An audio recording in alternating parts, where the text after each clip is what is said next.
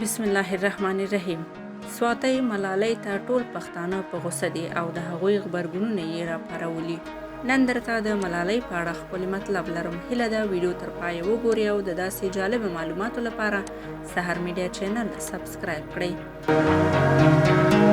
د پښتنو پر لاریونونو او حق غوښتنې چوپې ملالۍ په امریکا کې د تورپوستو له لاریونونو ملاتړ کړی دی. ملالۍ یوسفزۍ پر خپل ټویټر لیکلي چې په امریکا کې د عدالت غوښتنې له روان بهیر ملاتړ کوي او خبرې یې له هغو لاریون کوونکو سره همغږې ده چې د مارتین لوتر کینګ او نیلسن منډیلا پر لار روان دي.